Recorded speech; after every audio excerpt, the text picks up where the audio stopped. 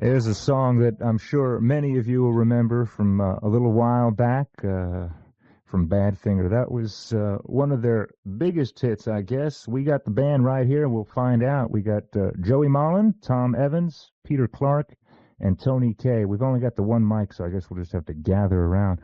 Welcome to Orlando, guys. Thank you. Hello there. Hello.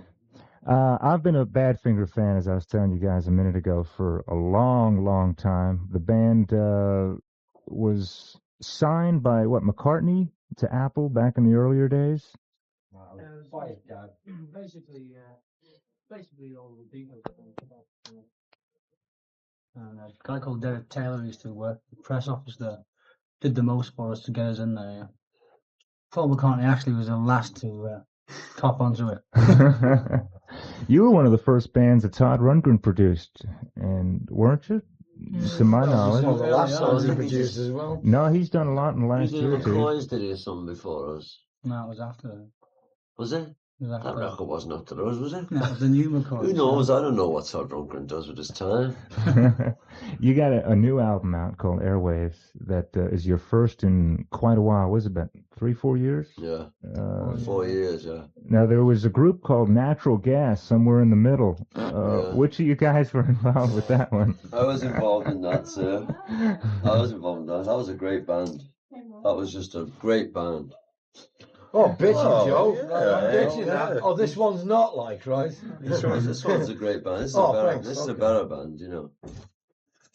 Well, we're going to play a cut right now off of your new album, Airwaves. This is the new single. Why don't you tell us about it before we play it? This is a song Tommy wrote. It's called Lost Inside Your Love. Badfinger on DIZ.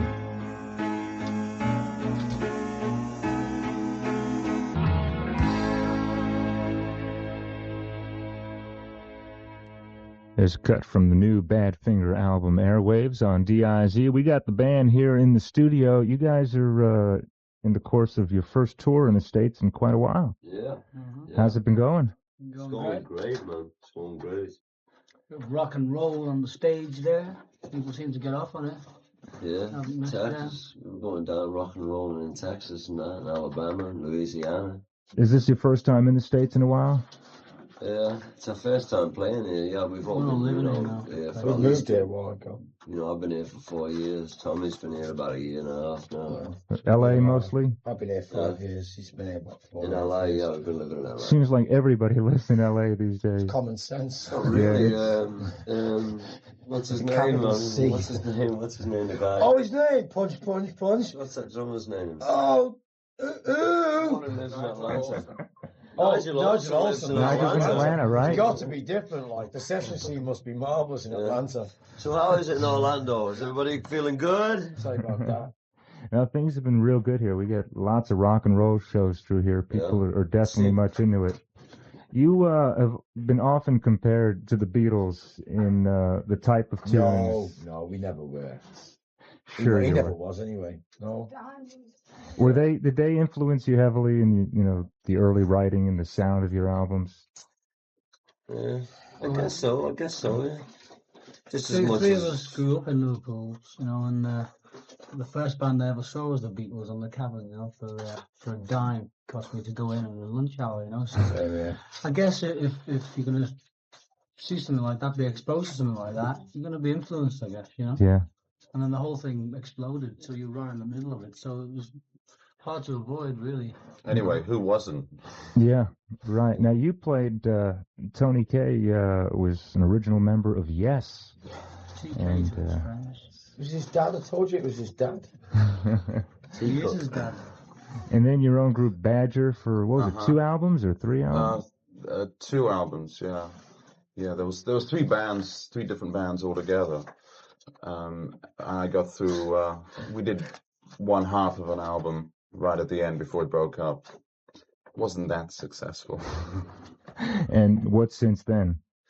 Since then, I moved to Los Angeles about 3.5 years ago and joined up with David Bowie for a year, doing the Station to Station album and tour. Then I was with a band called Detective.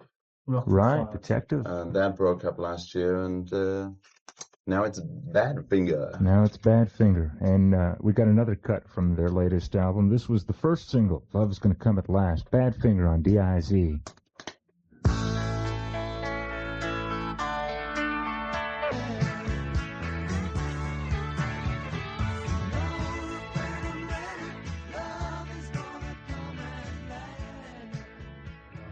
Love is Gonna Come at Last, Badfinger on DIZ.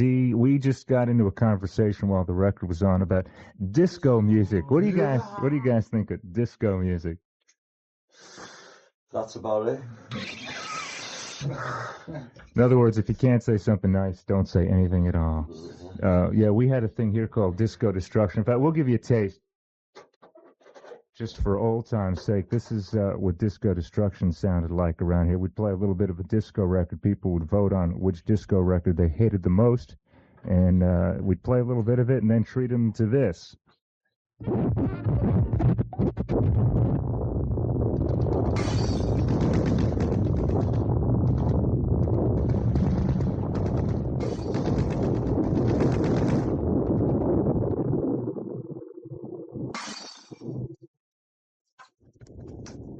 But I promise we'll never do that to any Badfinger records. We were just talking also about what kind of crowds have been showing up at Badfinger shows. A lot of the old fans of Badfinger, or a lot of new young fans have people? been coming great and supporting us good, bringing some albums, we sign them and stuff. And we're getting a lot of new, young kids who have never seen the band, I guess, and not really heard us. A lot of them are coming and finding out really out to rock and roll. What have you been doing in the interim, in the years since Badfinger stopped recording and then started again? Well, it's like you said before, I left and I joined a band called Natural Gas, Mm-hmm. and came to America and made an album. Tommy did the same thing in a band in England. He joined a band called the Dodgers and made a record. We've all been kind of working in music since then, kind of thing. What brought you back together again? Desperation. No, just I guess I want to play with some people that we can feel real comfortable. The other with. thing is we've been sitting around writing songs as well, and the songs that we've both written and we brought them together are still quite relative, So. There's a lot of consistency too with the old stuff. I mean, it sounds like Badfinger. A lot of times when a group gets back together again years later, it's just It sounds like Badfinger progressed, though, isn't it? yeah. I mean, it's a Badfinger for the '80s. It's not I think the a lot of people Badfinger of the used to '70s. think that there was maybe only one guy in Badfinger, I think a lot of people didn't really think that maybe Tommy and I put a lot into Badfinger ourselves. It wasn't all down to Peter. You know what I mean? That was an amazing thing for me. I could never tell who wrote what songs, and I found myself the other day when I heard you were coming to town, looking at the albums and said, "Well, he wrote this one and he wrote that one." The band had such a strong image as a unit. We had an interview the other night who went through an interview, backstage, and finally got to the point. He said, "I love the set." He said, "Except I can't understand why you did that song without you." I wrote the song. Tommy said, "I wrote that." I guess Nilsson made you some money with that one. Yeah, he kept us alive after a while. Staying alive. Was Disco Destruction here? Let's get in. The cut you wanted to hear was the title track, Airwaves. About being back here.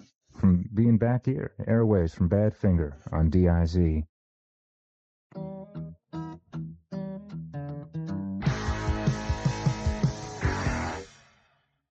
Badfinger on DIZ. We got the guys here, and we're going to close it out with a tune that Tommy wrote.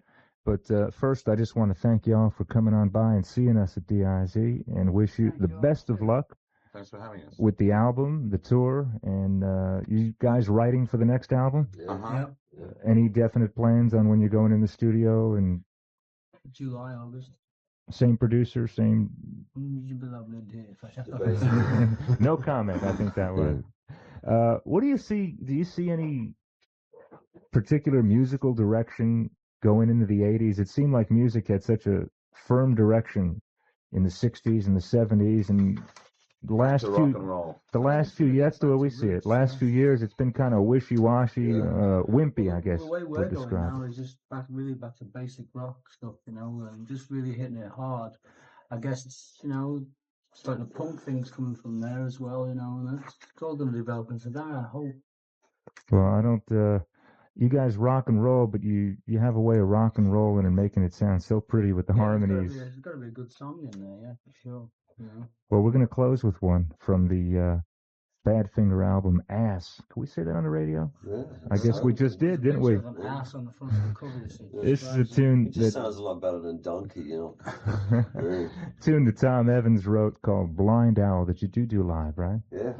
Thank you so much for coming by. Thanks for having us. Badfinger All right, Thank you. thanks, man. Bye. on WDIZ Orlando, Florida's best rock.